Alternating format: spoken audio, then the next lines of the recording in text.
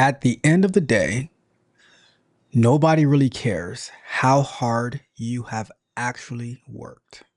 If if you don't win, right? People love an underdog story. People love to hear how hard you have worked, only if you actually accomplished something. And really, for us, for the person who is actually doing the work and you spend, depending on what you're working on, weeks, months, years working towards getting to one particular point, and if you actually produce the ultimate outcome, the ultimate victory, then people will celebrate you. People might not people will love you or they'll hate you for all the work that you have done if you actually reach the results, the outcomes that you set forth and that everyone else set forth for you. Here's an example. LeBron James, one of the best basketball players to ever play the game, he receives a lot of criticism, but also a lot of praise. Some people will say he's the greatest ever. Some people will say he's up there, whatever the case may be. But the fact that LeBron James is able to be judged is based on what he has actually produced, based off of actual winning. And there's different levels of winning. LeBron James has won at the ultimate level, NBA championships. He's won, I think he's maybe won scoring title. I don't remember if he won scoring title, but he's won multiple MVPs, right? Michael Jordan as well.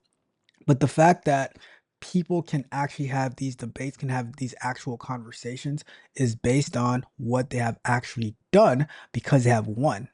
There's plenty of other athletes who they've had great careers, right? And they have great stats and things like that.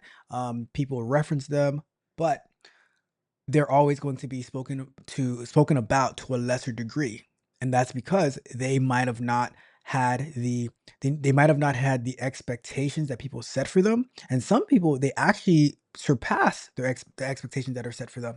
So the reason that I share that is nobody really cares about how hard you have worked unless you have something to show, unless you are successful in that in the work, right? So many times we want to downplay competition, downplay that there's only going to be one winner. But in everything that we look around in life, everything has one winner. And the way that we reduce the meaning of hard work, the meaning of working towards a goal, the meaning of accomplishing that particular goal on a grand scheme, right? Because someone can have an individual goal, and maybe a lot of athletes do this, but they might have an individual goal to say, "Well, I'm going to hit like 5 3 pointers in this game," and let's say they hit six, great for them, but the team loses, right? And it's like, yeah, that athlete might selfishly feel satisfied, but on the grand scheme of things, nobody really cares because the people who are observing, they're looking at the ultimate, the team victory, not the individual athlete's accolades. And as an athlete, you should also be looking at your team victory as well. And here's the thing: whatever sport it is, right? Whatever sport it is, whatever, and that's not only limited to sport. It could be sport, it could be music, playing a musical instrument, it could be academics, whatever it is. In the workplace, you can spend hours, days, weeks, months, years working towards something. And if you don't actually achieve that particular outcome that you set forth, that others were expecting you to set forth, then at the end of the day, it honestly doesn't matter. Welcome to another episode of Candid Conversations, hosted by your Shitty Tickle Draft, where we are engineered to win. Today, we're talking about as much work as you do, as hard as you work. At the end of the day, it will not matter if you do not have anything to show for it. And having something to show for it, having the right outcomes, are necessary. And sometimes if you're working towards something and you don't set milestones along the way that you can actually share and nobody will actually know or understand. We used to be very, very competitive. And a lot of people are still very, very competitive, but there's a nature that people try to tone down the competitive, like the competition within people, where I think toning down competition, giving like participation trophies and things like that, it makes us it makes us less willing to strive for and achieve greatness because we just want everything to be a flat playing field and it's there's no push, there's no drive. And then the people who actually drive, the people who actually push, some people will be proud of them and appreciate them, and some people they'll demonize them. But the thing is, you will like you don't get praise or demonized and criticized if you don't win. If you're not effective, then nobody's gonna even listen to you, know that you exist. And the fact that we have kind of stripped the sense of competition because people get hurt feelings. I think that it reduces the level of hard work. And but here's the caveat. It reduces the level of hard work and the drive and the motivation within individuals, but society still expects producers. It still expects great things to be done. And we're at a divide here because when like when you as an individual don't believe that you should be working hard, that you should be competing, that you should be earning everything that you have and everything that you obtain. But then on the other side, society is saying, "Oh no, you do." Like, well, society's going to tell you that, "Oh, you don't have to." But it's an unfair trick, right? Because it's going to tell you that, "Oh no, you shouldn't have to work so hard. Everything should just be given to you." But everything that you do, everywhere that you go, there is competition all around. When when a company, let's say a restaurant, they're competing with other restaurants. They're competing with because you'll say, "Oh, well, this Mediterranean restaurant isn't competing with this pizza restaurant." They are. They are in strong competition. And why is that? Because do you think that the pizza restaurant would rather you go to the Mediterranean restaurant on a Friday night? Do you think it would rather you take take somebody out on a date to the other restaurant rather than go get some pizza? No, they are competing for your business because if what you guys are saying is true that oh people are spending $200-300 on a first date, right? Well, do you think that the pizza restaurant would rather you go to their pizza restaurant or to some other restaurant? They want you to come to theirs because it is a competition. Competition is healthy. Now, cheating, that's a whole different story, right? But competition is healthy because it it forces people to put in effort, hard work, looking to get towards a everyone has this one goal, right? Many different people, many different teams, companies, whatever. They have this one goal. Artists like musicians because they want to get to the top of the charts, right? So they have this one goal. Everyone is fighting to get to that number one spot. And it drives innovation. It drives hard work. And not everybody is going to win. Not everybody's going to win, but it brings out the best.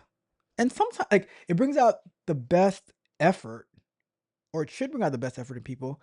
It might, and a lot of times, it brings out the negative mindset and negative, like, ways to achieve it. But I think that's fair because I think that is how we learn and that's how we get better and that's how and exposing the flaws that we have within us. I'll give you an example, right? In jujitsu, when you have a competition coming up, you might, and especially like if it's a really big competition, You will work like hell. You'll do many classes. You'll be more aggressive. You'll be waking up early. You have to make weight, eating the right way. You just get into a different mindset because you want to prepare to give your best effort to make your team proud. And sometimes,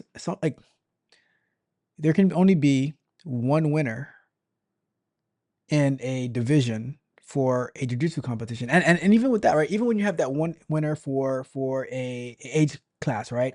Then they say, okay, you know what we're gonna do now? We're gonna add to the competition where from different weight classes, everyone in that same age range, they're gonna go like they can go against each other. All the winners of their divisions, of their weight classes, they're gonna go together and see who's gonna come out number one. And you can be working for months and you put in so many hours. You lose on sleep. You're just like taking your body to an extreme. And you can go in there for your very, very first match and you lose in 30 seconds. I've seen it happen plenty of times where you worked so hard and it's all over in 30 seconds. Sometimes like you might go through the whole match and the score is tied and the referee makes a decision for the other person. But like I was saying earlier, there's different levels of production, right? And the higher you produce, the more people who are going to know you and they will either celebrate you or they'll criticize you. But the fact that your name can be within those conversations, that's what makes you successful.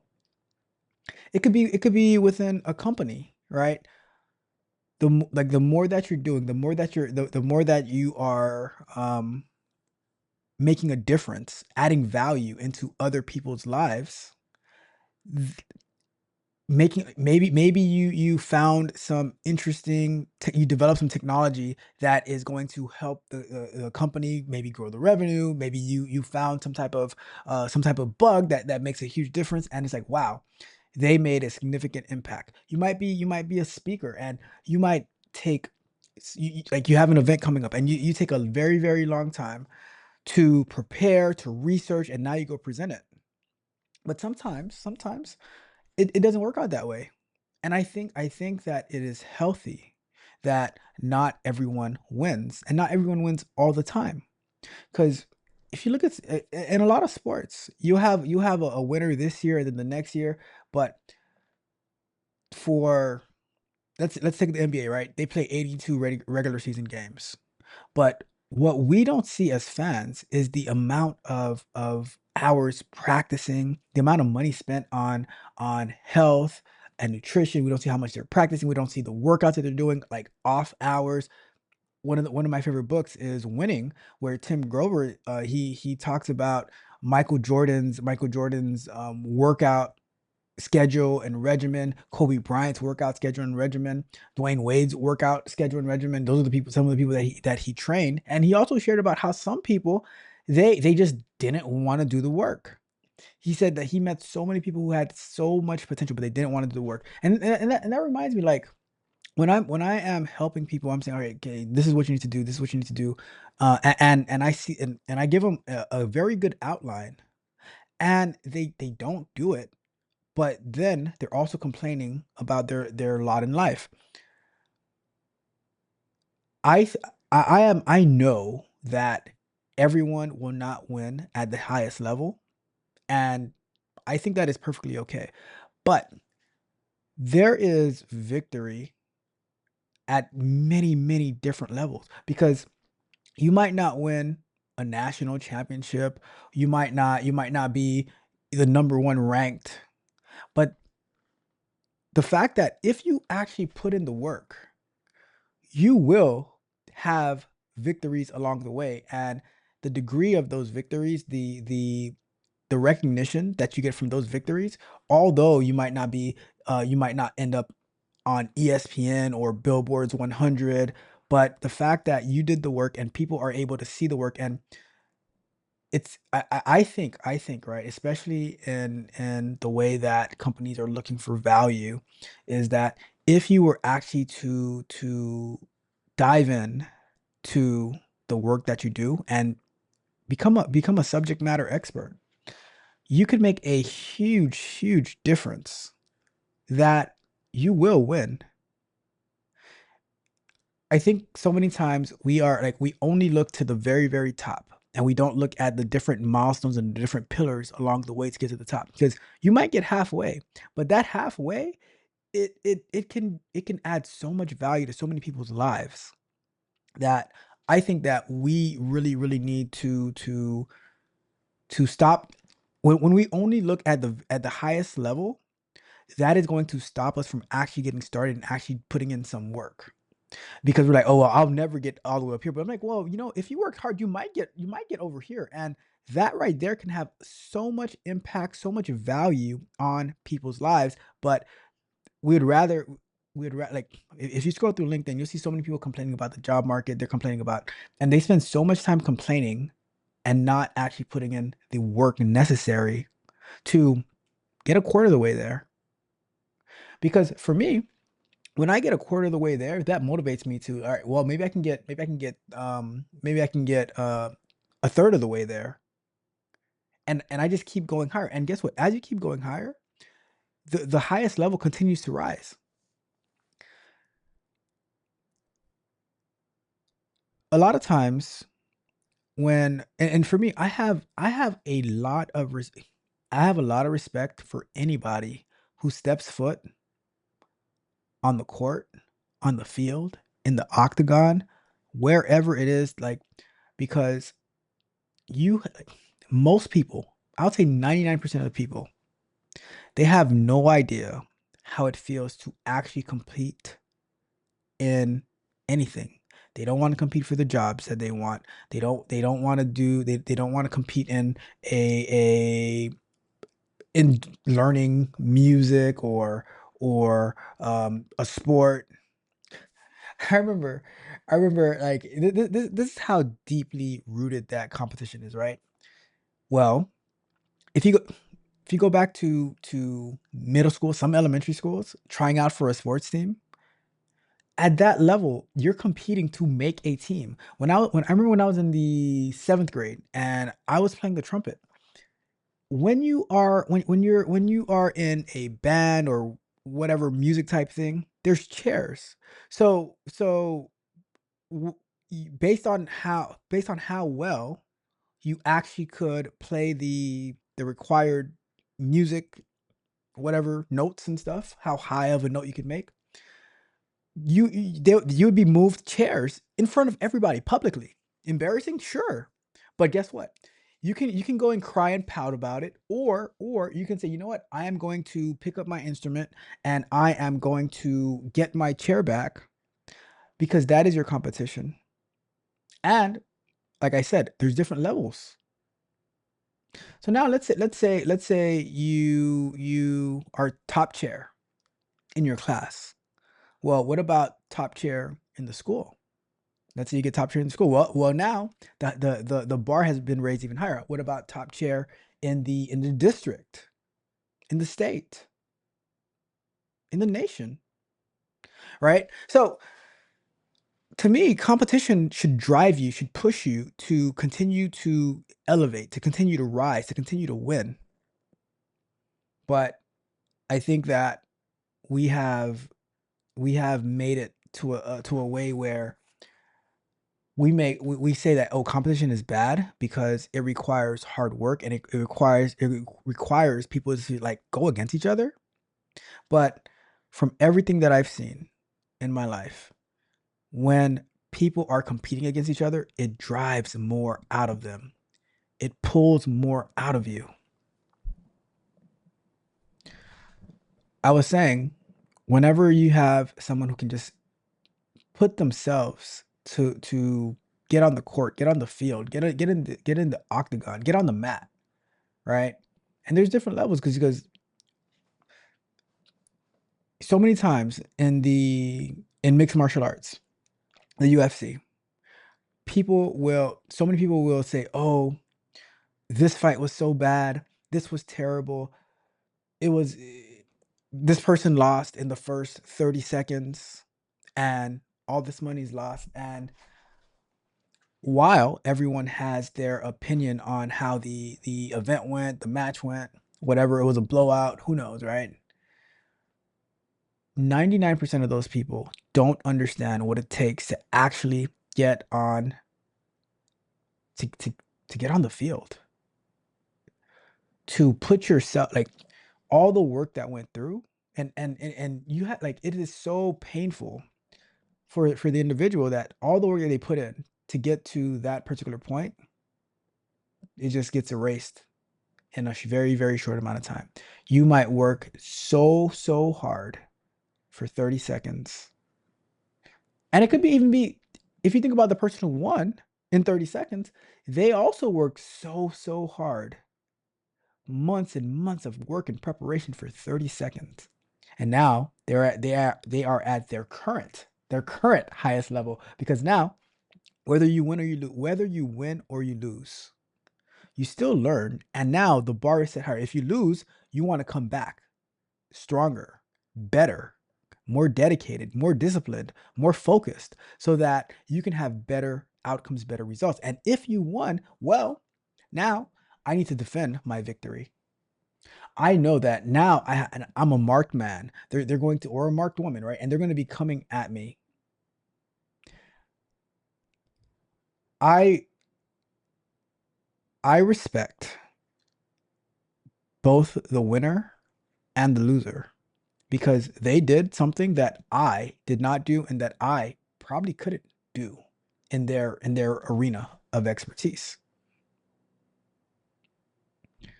But the fact that if they never actually stepped on the mat, the octagon, the field publicly to for us to see them and to be able to judge them and criticize them, I can't respect them because I don't know them. I have never seen them. The people who train with them and the people who work with them, great. They have respect. They see their work ethic, right? But everything, how hard that you have worked for a body of time, a body of effort, it is all going to come out in a very, very short amount of time. The world has a very, very short moment to judge your entire everything that led up to that point. And whether someone performed great or they performed terribly, I am still like, wow, the fact that you could get out there and do it, that is absolutely amazing, remarkable. We can criticize, we can critique, all that stuff. But I would always say, great job, first of all. And that's why a lot of times in these they'll interview the the loser, right? And say, what are your thoughts, things like that. No one really remembers the losers, but they still get that chance because they actually made it there. They actually competed. See, for those who never compete, you barely you're just moving through, right? I am not a person who adheres to complaining, who adheres to crying. My take is get out there and work. Get out there and compete. Get out there and put your ideas, your skills, your effort out there into the marketplace. I was talking to my boss the other day. The reason that I love getting reviews, check-ins, so I can see, okay, how am I doing? How can I get better? What's the need? How can I provide more value? Because I remember when I was working at some companies long ago, and even now, people probably hate and dredge to get reviews at work. And for me, I was always like, well, if I'm doing bad, I want to know that I'm doing bad. If I'm doing good, let me know so I can know, okay, let me keep doing this. Let me see if I can adjust. Let me see if I can add to something. And I'm always, and it's like always striving to be better, always striving to be greater. That to me, that is the mindset that we're supposed to have. And the only way is to be judged, is to be criticized, is to be critiqued, is to be praised. But I don't believe that people should get praised for just existing. You exist, great. Now, what are you gonna do with your existence? How is your existence going to add value into the public place, the marketplace? You have value being alive, yes. But now, how can we take that and we expand on it and we make it greater? And that's what I'm always thinking about. How can I add value to wherever I'm at? And I'm like, if I can't add value, then maybe if there is a place that I am unable to add value to, then maybe that is not the place for me to be. That's my mindset. If I can't contribute, if I can't help, if I can't help us grow and expound in everything that we're doing, then this might not be the place for me. I want to be a positive influence. I want to help people learn, help people grow wherever it is that I am. And that's my mindset. And for me to have that mindset, I want to compete. I want I want to win. I want to win, right? But I also want you. Like, if you sh see me as your competition. See me as your competition, and because that's gonna make me work harder, and I want that to make you work harder because I want you to beat me, and and I want to beat you. And if you beat me, then I'm gonna tell you, great job. But that is that you got this one. Let's run it back. In basketball, we'll say, like, you lose. All right, let's run it back. Sometimes in basketball, you get your team will get destroyed. Like, pick up basketball, you get destroyed. And sometimes it's a really, really close game. And we always have an excuse. We'll say, wow, we were really close. Let's run it back. Or if you get blown up, oh no, I'm not going out like that. Let's run it back. I'm saying I always want to run it back because I want to win.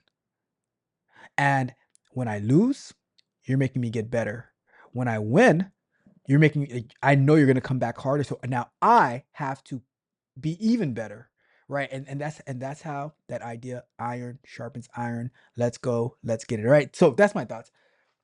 At the end of the day, nobody cares how hard you have worked if you have nothing to show for it, win or lose.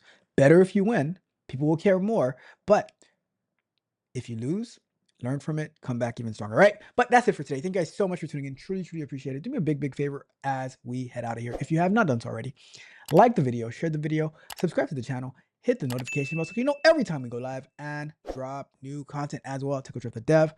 Sign up today. We um we do so much things on there inside of the Tech Draft Patreon. I share my Scrum nights that I do with my tech team, so that you can see how we work in the tech environment, what we're building, how we strategize, how I'm training people so that they can be more tech minded, so that once they get that job that they're looking for, or if they're in the job they're looking for, they can flourish. I want you to flourish. I want you to win. I want you. My goal is for you to win. We are engineered to win. And I do my vibe code and chills. We have one coming up this weekend. Join me. We talk, we chat, we chill. We work on projects. I answer your questions. We share insights. We just have a great time every other Saturday. Join me this coming Saturday for that. And shout out to the sponsor, Resume Flow. Upload your resume, get some feedback on your resume, see how the applicant tracking system sees your resume, and then you can compare your resume to the job that you're interested in. See what you need to do to improve, to compete, to win. And we can go from there. ResumeFlow.app. Sign up today. Check it out. Shout out to the sponsor. And that is it. That is it. I'm out of here. You guys have a wonderful, wonderful Monday. It's another Monday. That means it is another opportunity to work, to win, to run it up. Check out Ralph. We are out.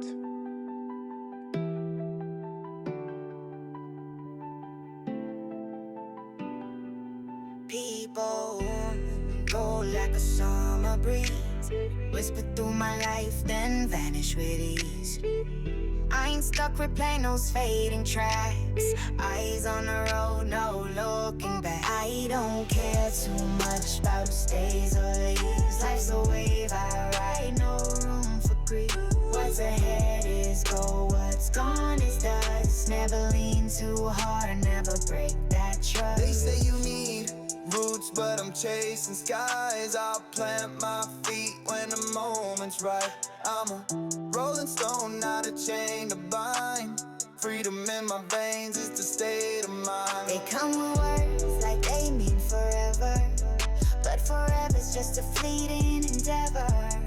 I won't lean on what I can't control. I'm whole on my own, I keep my soul. I don't care too much about who stays or leaves. Life's a wave I ride, no room for grief. What's ahead is gold, what's gone is dust. Never lean too hard, never break that trust. Dependency's a prison I won't call home. No one knows my journey, I'm on my own. Forward is the anthem, the beat I drum. The past is a shadow, the future's the sun. I've seen faces fade like mist at dawn. Memories linger, but the moment's gone. I'm not bitter, just wiser with time. Each goodbye's a lesson that sharpens my mind. Waves will crash and tides will shift. I'm the captain steering through the rift. No anchors here, I sail to the new. The horizon's bright with a better view. I don't care too much about who stays or leaves. Life's a wave I ride, no room for grief. What's ahead is gold, what's gone is dust. Never lean too hard, never break that trust. The ones who stay are the real foundation. Others just lessons in life's rotation. I'm not bitter, I just understand. The future's my treasure, it's in my hands.